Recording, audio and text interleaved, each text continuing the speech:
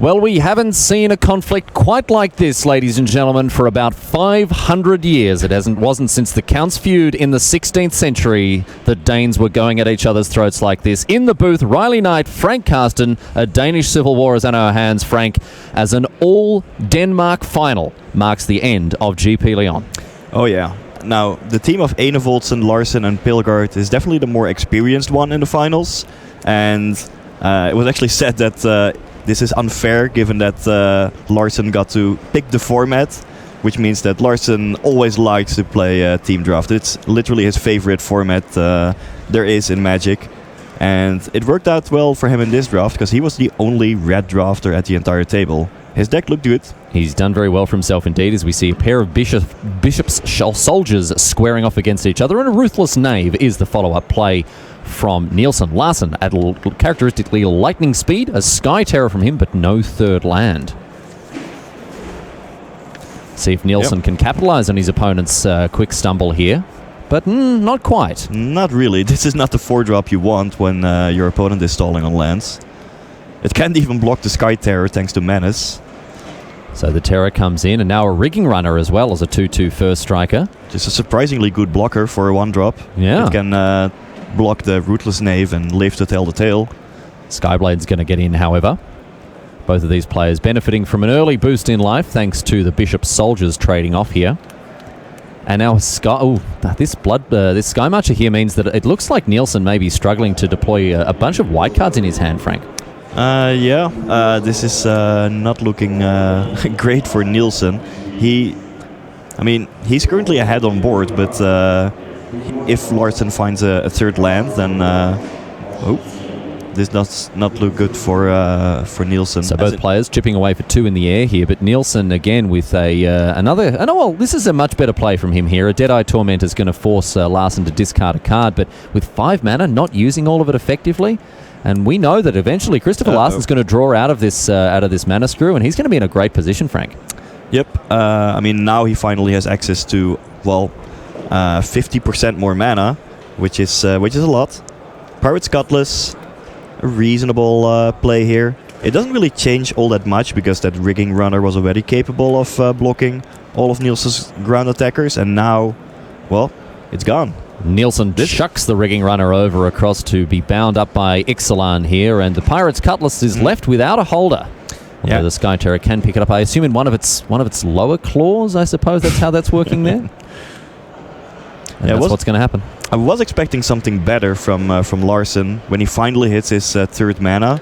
All he does is make an equipment and now re-equip it. Sure, if Nielsen has literally nothing in hand, then sure, Larsen can still stabilize a bit here, but if Nielsen would have any other removal spell here, then it's pretty much over. Nielsen, however, only a Dire Fleet Hoarder. Well, we saw Nielsen's draft and we saw how it went, and we saw that he was he picked up a fair few low drops, a lot of 2-drops, a lot of 3-drops, as a Thrasher Raptors comes down as well here for Larsen. And this means that his top decks aren't going to be great as we head into the late game, because he will be drawing 2-1s. Well, at least Larsen is down to 6 life at this point, which does mean that Nielsen might be able to assemble some kind of lethal attack over the course of the next few turns. Raptors is it is a 5/3. Yeah. Currently Nielsen can profitably attack with the Ruthless Knave. Larsen doesn't have great blocks for that.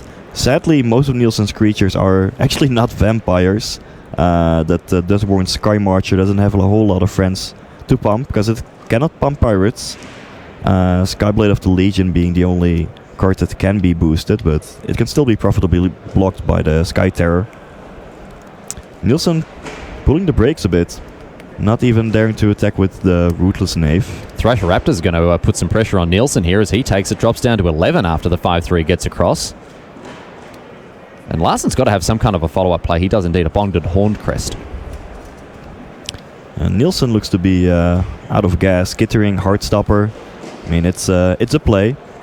But it's still a bit of dangerous territory for Larsen. If Nielsen finds any removal spell there, he could have taken out the Sky Terror and swung in for lethal. But Larsen is not afraid. Larsen, he knows that nothing is up. Seems to just be a floating torso here. I can't quite make out his legs on camera here. Not sure what's going on there, but in any case, he's taking a more aggressive posture here, which I like. He's under a lot of pressure. He has to end the game quickly because this board is threatening to be overwhelming. His opponent going wide while he's going a bit taller with these dinosaurs, and he knows that he's got to finish the game off quickly before, an anointed deacon or another card, or even, just plain old-fashioned removal spells come down. Now, we know that Nielsen doesn't have a dearth of them. We know that he's got, a Vanquish the Weak, maybe some other options as well after having seen his draft, but he's locked up the ground right now with a skittering Heartstopper, Frank. Yeah, and this means that attacking with Bonded Horncrest is not going to be as profitable. Still, it's Larsen who has a hand filled with cards, or non-land cards that is.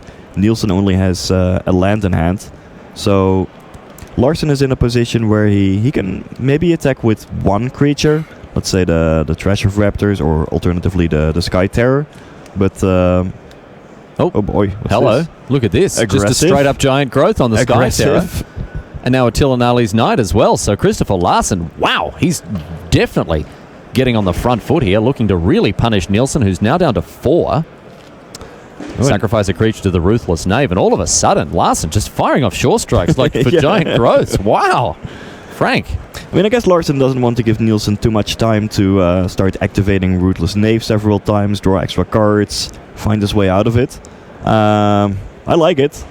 I mean, he leaves himself vulnerable to an attack by the 2 flyers, but hey, he's still at 6, he can take it. And that Sky Terror now threatens to get in for lethal on the next turn. Skittering Heartstopper is going to trade with the Tillanali's Knight there. Death Touch allowing it to trade up against the 2/2. And now, an Inspiring Cleric buffers the life total of Nielsen, in addition to a Paladin of the Bloodstain. Shields up here, Frank. Yeah, I don't think Larsen can be comfortably attacking now. He's going to need a bunch of blockers to protect himself on the next turn, because he's still at 6 life and now facing a whole lot of creatures on the other side. Many of which now have 3 power, of course. This Thrash of Raptors is a bit more fragile than you'd think. But an unfriendly fire just like that. Casper Nielsen just absolutely had the chance to block there, but Larsen reveals the remaining 2 cards in his hand. Mountain and Unfriendly Fire straight at the Domski, Frank, and Larsen pulls a victory out of thin air. I did not see that coming. It looked like Larsen was actually trying to defend a bit, get out of his mana screw, set up some defenses first, but no. He kept going for the jugular, and well, I tell you what, that was a lot of damage output over the last two attacks. And I mean, this makes so much more sense now. We think about the Shore Strike. He wanted to dump his hand out. He knew he was going to be constrained on mana, and he knew that he wanted to point that Unfriendly Fire right upstairs. And Christopher Larsen picks up the win in game number 1. Now, he'll be very happy about that because both Bonde and Enevoldsen, his teammates here, have gone down to Pasgaard and Hensing respectively. So the game's right now in the favour of the Danes to the left of your screen here. Check in with Bonde and Hensing now. As we mentioned, Hensing did get up in game number 1. Bonde is going to have to try to, pull something a bit better together now for game number 2, Frank. Yeah, he left Anointed Deacon on top of his deck there. I believe he only has 1 additional land in hand, along with potentially another 5-drop. So a bit of a risk, but the card is powerful enough to keep it. Bonde currently ahead a little bit. Also, he can start equipping that Prying Blade to Emissary of Sunrise and get some value that way. Yeah, it attacks and blocks very well with First Strike, does the Emissary. And Prying Blade is another way to take advantage of the First Strike because both a great offensive and defensive ability. Now that untapped black mana does represent Skullduggery, especially after Hensing just bravely attacked with his creature into the Emissary, and you don't do that unless you, either are bluffing or actually have Skullduggery. Well, the Emissary is going to get in there with the Prying Blade. That's going to create a treasure token here for Bonde. Fearless attack, and he gets away with it too. Hensing with looks like the Stone Cold Nothings here. I mean, it's also possible that Pilgaard is representing Skullduggery here, or maybe Hensing was just bluffing in the end. Attacks now. Both the Seeker Squire and the Keeper coming in here. Xali's keeper that is, and a Dire Fleet Interloper will reveal a Walk the Plank off the top. I mean, you have to keep that. Have to keep that. One of the best removal spells in the format. One of the best removal spells in the format. Unless you're playing against Merfolk, but no, not many Merfolks in sight for this white-black deck. No. If he untaps and goes into some kind of ridiculous 4-color deck, I think we'll all be very, very surprised indeed here. Bonde getting in once again. That treasure stock is getting further and further enriched here. Yeah, now he can use it to perhaps play the Anointed Deacon that he revealed earlier, that Hensing also knows about. The Deacon, if Hensing has nothing, can just block both the 2-2 and the 2-3. Paladin of the Bloodstained. Okay. Maybe not the best blocker, given it only has 2 toughness. Yeah, not against a 3, and especially not against a 3-power menace creature in as well. So all of those creatures threatening the Paladin quite nicely here. So this game is so far a bit of a damage race, and of course, when you just saw the Walk the Plank, you don't really want to put down a 5-drop and just lose it immediately. If Hensing wants to play Walk the Plank here, then at least you still have a 1/1 token left standing. So now, a lot of value gained off this Prying Blade here, and Bonde isn't having any issues with his mana. But Hensing, after I think what was a quick consultation with his teammate, is sending in some of the clowns here. Alright. Tiny little attack for 5, and it looks like the Paladin is going to trade off here, Frank. Well, if Hensing has nothing, that is. If Hensing has nothing, then trading Paladin of the Bloodstain for Seeker Squire, that's fine, right? is reasonable. Yeah. You can also just double block. That might be even better, because that menace creature can become a bit annoying in the end. Yeah, but then it trades for both the token and the Paladin. Yeah, but if you also believe that your opponent has Skullduggery, then maybe you want to go for the double block on the 3/3, just so that you take less damage in combat. Okay. Well, in any case, Dire Fleet Cutthroat comes down now for no value after that trade with the Seeker's Squire and the Paladin of the Bloodstain. Back to Bonde now. 6 mana available to him, perhaps 7 if he can play a land this turn. So one option is to go for the Anointed Deacon, boost the 1/1 Vampire token and get in for likely a 6-point life swing. That's appealing. Then I guess Bonde could even keep back the Emissary as a blocker. Nah, you still want to be... well, do you still want to be attacking with that one? Because Hensing could, let's see, double block it and then effectively trade his Phantom Fleet Cutthroat for the Emissary. That's probably not great, so I don't think you want to be attacking with the Emissary in this position at this moment. Well, as we mentioned, First Strike does mean that it has a pretty reasonable defensive capability here. Able to hold off the onslaught of creatures, and Prying Blade getting it all the way up to 4 power, Frank. 4 mana now. Bonde. What can he find? A Pious Interdiction is going to hold off this Cutthroat here. It looks like he's still not willing to play his Anointed Deacon, still knowing that Hensing has Walk the Plank in hand. Those Explore triggers give away a lot of information to both sides. It's a nice interaction. Both players sort of doing this little delicate dance at the top of their libraries. Another treasure token here, and we're going to see a couple of them now cashed in. And a Queen's Bay Soldier. Medium. Big yawn here from the crowd as a 2/2 for 2 comes down. Well, the Queen will be happy. And back to Hensing. In hand, Walk the Plank. Schmock the Schmank, as it's known by some. Briefly looking over the player profiles that they filled in prior to playing their top 4 matches. I have to say that the team of Larsen, Enevoldsen and Bonde won with the best answers to the question of what's the secret to success in Team Limited. According to Larsen, it's playing with good mates who know how to argue. That is a lawyer, and a school teacher. Yeah. Because Bonde, he's the school teacher. And Enevoldsen is the lawyer. Yep, so Bonde answered to the same question. Well, play with your friends, have fun.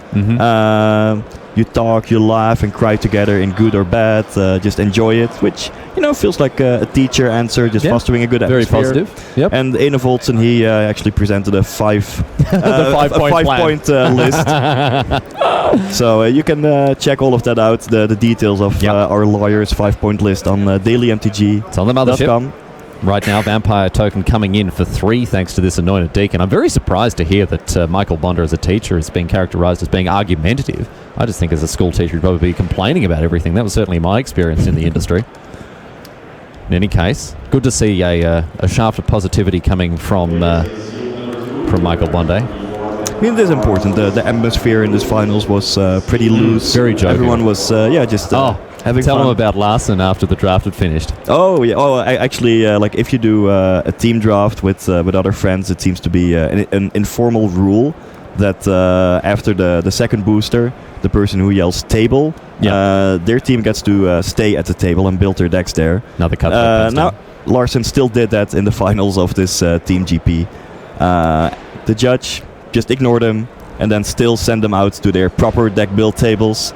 But you saw that Larsen in particular had a lot of fun with this team draft here. Calling table in the finals. Alright, so Anointed Deacon boosting the Vampire Token here. That and a Skullduggery. You called it months ago, Frank. Yeah, and this was like from basically turn 3 when the Seeker Squire attacked into the Emissary of Sunrise. Must have been on both players' minds. Now Bonde still ahead, if only just by looking at the life totals. And I mean, Hensing, he's getting close to actually activating the ability of Ixali's Keeper, which, you know, could be useful at some point, but the first order of business for Hensing will be to find a way to defend against the Skymarch Bloodletter, because in addition to a trigger from Anointed Deacon, it could actually attack for lethal on the next turn. Hensing needs a removal spell or a flyer. Well, Bonde has taken to the air with the Skymarch Bloodletter. Both players have built out a reasonable board here. Hensing now on the attack. Both these creatures coming across, and we'll see what Bonde's response to this is here. Looks like Nielsen has evened up against Christopher Larsen, so these guys on the left are in a very good position. Enevoldsen and Bonde still seeking for that first W here after Larsen won game 1, snatching it from under the nose of his opponent. And I don't see great blocks here. You don't want to be blocking with Deacon or Skymarch Bloodletter, which presents lethal, and Queen's Bay Soldier would be a chump block. So we'll see if Hensing has a way of dealing with this, well, now to be 4 power flyer. Vanquish the weak, perhaps? Nope, it can attack. Bonde just in with the Bloodletter now.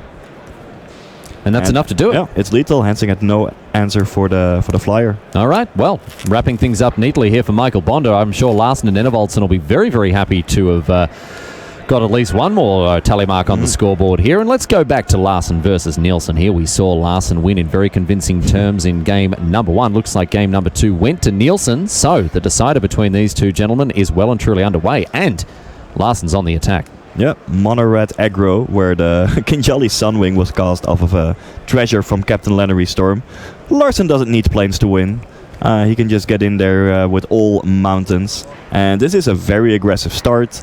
Lots of high power creatures. Kinjali Sunwing made blocking difficult for Nielsen. And this is where the card really shines, when you're able to put a lot of pressure on, make sure that Nielsen isn't going to be able to block with new creatures, and Larsen, he can smell blood here. Yeah, this could easily be lethal. Let's see. It is lethal if Nielsen has nothing. Larsen figuring out how to put the finishing touches on this match right now. Nielsen has Bright Reprisal in hand, which Larsen might actually know about if his teammates paid attention to the cards being passed in the draft. Swashbuckling, here we go, just pushing the chips into the middle of the table and saying, what do you got, buddy? Alright, so it needs to be a jump block and then Bright Reprisal to survive. Okay, that's what we're going to see here. It's still not great for Nielsen, actually. So yeah, even if there was Bright Reprisal, Larsen is perfectly happy with this. He now has 3 attackers that Nielsen has to answer. Nielsen cannot let any of them through, and he doesn't have the way to deal with it. He's not going to be able to fix things up here, so Christopher Larsen, in very convincing fashion on both on-camera games here, that was quick. Taken out the W, and he's got up and about. Well done indeed to him. The huge Danish juggernaut has certainly lived up to his reputation. Very, very forthright player, and we congratulate him warmly on his victory in the finals, taking his team one step closer. Game scores 3 apiece right now, but of course Larsen, with that critical set win against Nielsen, means that Enevoldsen can, breathe out a little bit, Frank, as he's got a little bit more wiggle room against Pasgaard. Yeah, he does for the moment, but Enevoldsen doesn't look to be in a great position here. Only at 5 life. Pasgaard may actually attack for lethal here, given that Pasgaard has 5 creatures. Enevoldsen only has 3 blockers. And Pasgaard has a Shapers of Nature activation that he can use to pump any of his 2 power creatures. If Enevoldsen has nothing here and Pasgaard goes for the attack, then it should be enough. Pasgaard now. Windstrider's going to get in. And it's going to pick up a counter as well, thanks to the Shapers of Nature. But it looks like Enevoldsen is going to block. Alright, so Pasgaard didn't dare to go for the all-out attack. He's still in a fine spot, given that he has Shapers of Nature a bit hidden there. Now actually making a proper appearance to the battlefield. Doing its entirely normal armchair impression there. But a very powerful card, and one that can really help you push into the late game, especially like Pasgaard when you have so much mana to chuck around. New Horizons, great on turn 3. I mean, it still has an effect right now, but somewhat medium play here. Well, I think Enevoldsen wants this Daggertooth to stick around as long as possible here. As we see an elaborate fire cannon shooting one of Pasgaard's minions out of the sky. And back to Pasgaard now. So now Enevoldsen has a reasonable board presence. 6/6 Colossal Dreadmaw towering over the battlefield. Ixali's Keeper on Pasgaard's side, however, can now be activated, so that could give +5/+5 and trample to any attacking creature. Let's see if Pasgaard attacks with, let's say, the Tishana's Wayfinder, could be beefed up to an 8/8, but then a double block is actually a fine outcome for Enevoldsen, because he would present 9 toughness in total then. And he's on an effective 6 as well, because any block with the Ravenous Daggertooth is going to result in him gaining 3 life here. Elaborate Fire Cannon has looks like a forest discarded to it to untap it here. So that's good stuff from Enevoldsen. He's going to be able to fire off again. And now, getting in there. I like this. Oh, okay. Not getting in there. I also like that. There's not much I don't like, Frank Carsten. Oh yeah, well that's a good perspective in life in general. Always a positive outlook. If Enevoldsen attacks with the Colossal Dreadmaw, there's a definite risk that Pasgaard just takes it and then swings back in for lethal. It's a tricky puzzle here. Tricky needle to thread now for Thomas Enevoldsen. Still, Pasgaard should be able to set up a lethal attack. May have actually been able to do that on the previous turn still, by just boosting all of his creatures to at least 3 power, and he has more attackers than blockers. This Ravenous Daggertooth, sure, there is an enrage ability, but it works a bit different from Lifelink, because Lifelink happens immediately, but with Daggertooth you could fall down to 0 life with the trigger on the stack. With a gain 2 life trigger on the stack, and then you still lose the game. Wayfinder now gains another +1/+1 counter. It's a 4/4. And so as a result, Pasgaard continues to find pressure here. Had the option, I think, of activating it a second time. Did he have 8 mana last turn? In any case, he only went for the single activation. That's fine. Yeah, Pasgaard seems to be playing this extremely safely or conservatively, and I'm not quite sure what he is playing around. Sure, there's still this elaborate fire cannon that can ping down, for example, his Ixali's Keeper. But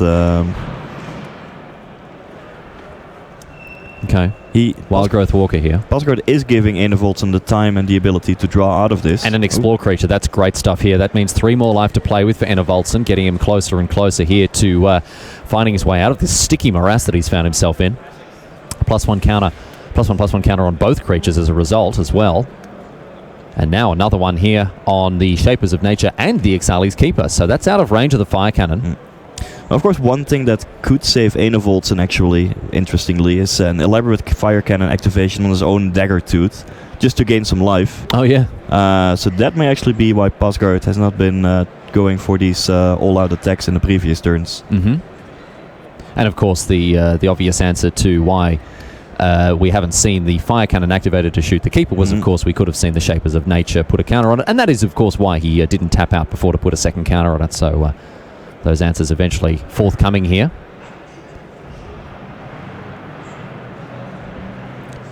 So and now, it's a lot of mana here. Oh, hello. Oh, wow. This is a nice way to turn the corner. Hello. Look at this. Verdenson's avatar. Even if it does stone cold nothing else, it still gains Enevoldsen 5 life. He is stabilizing enormously. And now we see Pasgaard. He's drawing cards, Frank. He needs to find a way out of this sticky situation. Well, I mean, making big creatures is also a reasonable way out of this, I would say. Once you have a 7/7 on your side of the board, you can definitely discourage some attacks by Enevoldsen, and then still keep on activating Shapers of Nature. And if the game goes super long, that Shapers of Nature activation should be able to take it down. Well, Enevoldsen with any other creature now, in addition to his avatar, is going to be able to gain a bunch of life. Wow, look at this on the other side. 7 drops for days here as Alexander Pasgaard draws, I think, 3-4 cards thanks to this Tishana? Yeah. Wow. Here she is, the voice of thunder. Yeah, these are definitely some good blue-green cards to build around. Yeah, for Looks sure. like a pretty powerful blue-green Merfolk deck, all in all, with a strong late game in the form of Tishana and Shapers of Nature. Let's see if Enevoldsen can reasonably mount an attack here. Let's see if the biggest creatures get in there. Well, this will just lead to a double block where you trade the Colossal Dreadmaw for the 5/5. Not great unless Enevoldsen found a combat trick, but if Enevoldsen found a combat trick, probably more creatures would have attacked. So the Dreadmaw here. I mean, if this trade is going to happen, Enevoldsen really needs to add something new to the board. And he's going to do that here, gaining 4 from a Shining Aerosol. That's a great way to continue to apply pressure in the air. Pasgaard at the moment is confined to the ground. So after having drawn half a squillion cards off the top of his library, don't know exactly how many cards he's got in hand, which is obviously very important for the Voice of Thunder here. Yeah, my guess is around 6 at this point. River Sneak. Well, now definitely fewer cards. And that means the Water Trap Weaver is going to take care of this Aerosaur for the time being. But it looks like Pasgaard's got the shields up. He's not able to push through damage. He's not able to get anything going here. And this River Sneak, which would have been such a potent threat previously, Frank, is now looking a bit embarrassing, seeing as Enevoldsen's on 15. He was on 3 life a couple of turns ago. Yep. But now we might see a damage race between River Sneak and Shining Aerosaur, Evasion being the name of the game, where at the moment I think Pasgaard is winning just thanks to the Shapers of Nature activations. River Sneak is currently already a 3/3. He can turn it into a 4/4.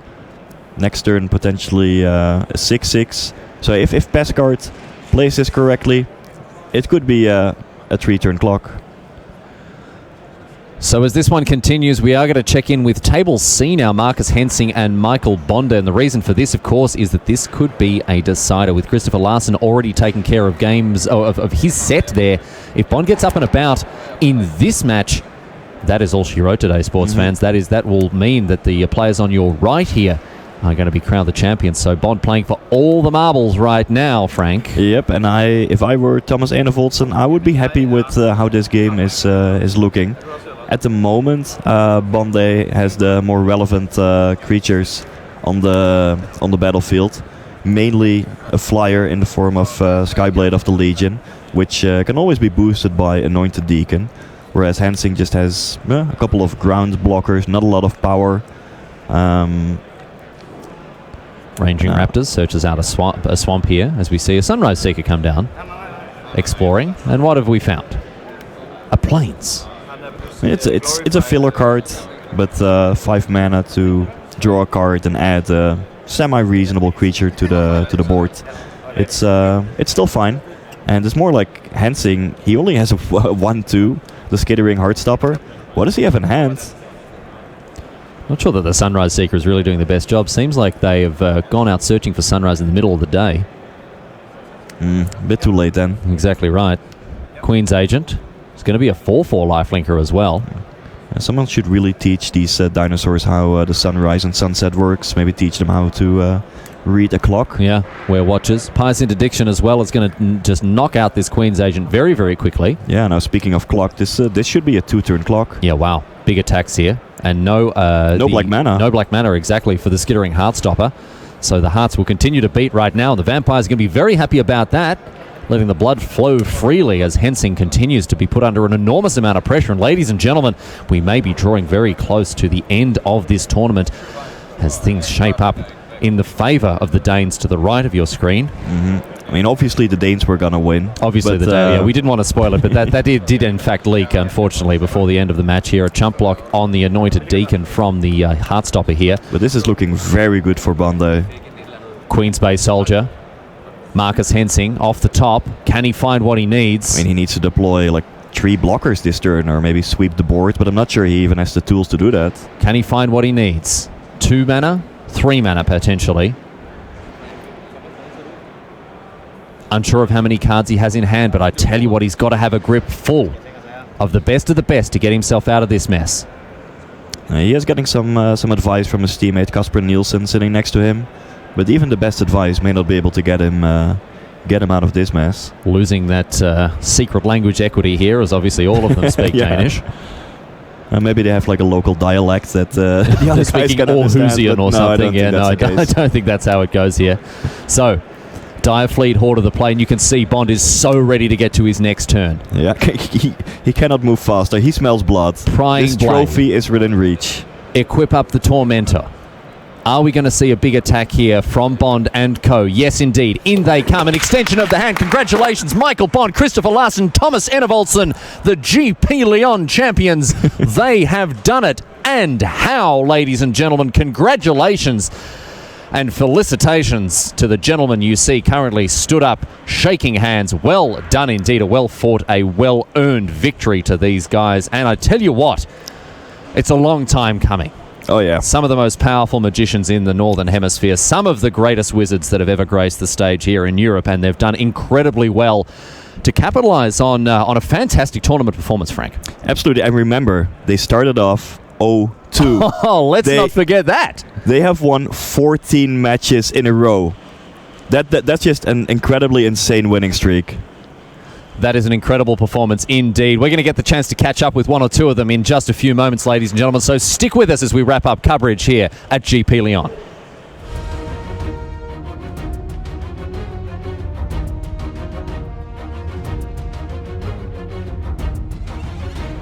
Hello, my friends, and welcome back to the booth for the final time here at GP Lyon. My name's Riley Knight, and what a pleasure it's been to have my hand on the tiller of the ship as we've discovered these uncharted waters in Ixalan Team Limited. Frank, you've been the first mate throughout this journey. Well, I say that. You've been the power behind the throne. You've been making all the big decisions, the big calls, the big plays. And what a pleasure it's been to work with you. I mean, we think throughout this weekend, any highlight moments for you? What have you learnt? I mean, as we head into, of course, a huge marquee tournament in Nice next week. There'll be Team Sealed there. Anything that springs to your mind from throughout the weekend? Well, for Team Sealed, I think we've seen a lot of possible configurations. I would say that the typical way to build a deck would be a red-based dinosaur deck, which is already pretty broad, a blue-green merfolk deck, and then some blue-black pirate deck or white-black vampire deck, depending. But I've also seen other configurations, so basically it always depends on your pool. Does indeed. But taking the proper time to discuss everything with teammates, finding all the right builds, that's still something you really need to put in some practice. And the 3 Danes who won this event, they've had a lot of practice. They've been playing Magic for a long time, playing together for a long time, and I think that really helped them all in all. Chris Larsen in particular, at the last Pro Tour, when Seth Manfield won, it's a teammate of Chris Larsen, and he just jumped in to lift Seth Manfield up and hold him in his hands. He can't really quite lift himself. No. That doesn't work. No. But it's still a really impressive performance by the 3 Danes here. It truly is indeed, and we're going to actually get the chance to catch up with one of them. I bid you a fond farewell, Frank Karsten, the Hall of Famer, making way for our GP Lyon champion, one of them at least, The big boy himself. Here he is, Christopher Larsen. Mate, I'll get you to sit down and whack that headset on, and we're going to have a chat about your performance this weekend. Not the first time I've faced across this gentleman at a GP. He did absolutely tear me to shreds a few years ago in Utrecht. My heartiest congratulations to you, big fella. Let's get that microphone in front of the old gob there and have a chat about how things have gone. Now, mate, we started off at 0-2. That was a great try. Start. You did really, really crush it to begin with. What was the mentality like in rounds 3, 4, 5 as you started to get your foot back in the door? We were just about to go team draft. Oh, really? Yeah, we were like, after the first 2 rounds, we were like, all right, let's just leave it aside. Just the straight drop ski. We're staying 6 Danes together, and we were both 0-2, and we were all like, yeah, let's just go team draft. Nothing else to do. Yeah. And then we're like, actually, just making the top 4 secured me for all the PTs. Yeah, congratulations. Yeah, thanks, that's fantastic. And just a couple of points would be great for the season. And I have to join the Revelation team. I don't feel I can drop from a tournament anymore. No, absolutely not. No, you got to play the whole way through. I'll get you to scoot in just a little bit closer so we can see that handsome face of yours, mate. You got a wonderful new piece of hardware there. That's going to go on the kitchen cabinet, of course, I imagine. And I mean, what does this victory mean for you and the boys that you've played with? I mean, was there a lot of preparation as a team? Did you sort of throw it together at the end? I know your preparation can sometimes be a little haphazard, Chris. So how did you approach this tournament? This is limited, and I do practice a lot of limited. Actually, that's more or less all I do. But actually, we've been playing together for I've been friends with Thomas and Bonde for many years, and we played teams actually multiple times.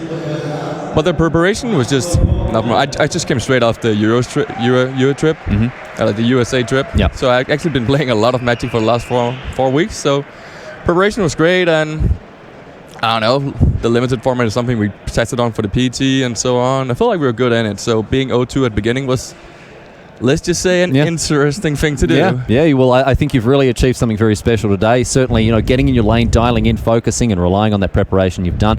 Let's talk about your team dynamic. It's something that we don't often get to explore too much in the highest level of Magic, working as part of a team. How different has this tournament been for you, given the fact you're working with some of your best mates? Well, it's not actually different because we don't agree on anything. Oh, really?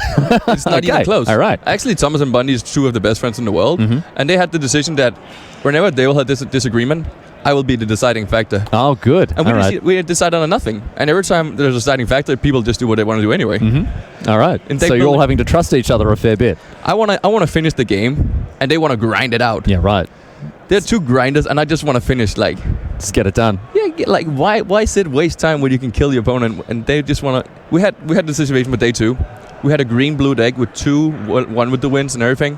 And we played them in sideboard because they vetoed me that I have to play the 7-mana mythic instead, because they want you to go the whole way. And then I sideboarded in one would win all my matches every time. Okay, and I went undefeated in day 2. Oh, there you go. Congratulations to you, and indeed, congratulations. Well, yeah. What is that? How you feel? Has anyone carried anyone in particular, or team effort? The team effort. They carried me a little bit on day 1 and day 2. Both their draft decks was not insanely. I had 2 really good draft decks actually.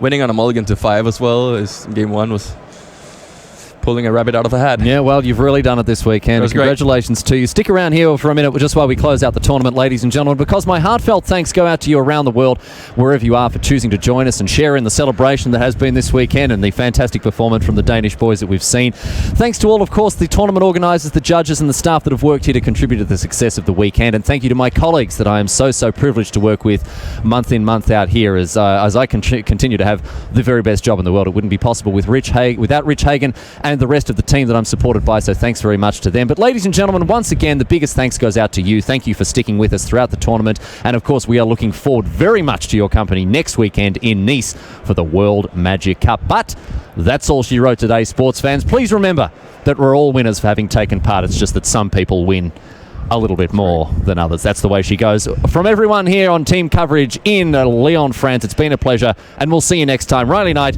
saying good night. Have a good day, man.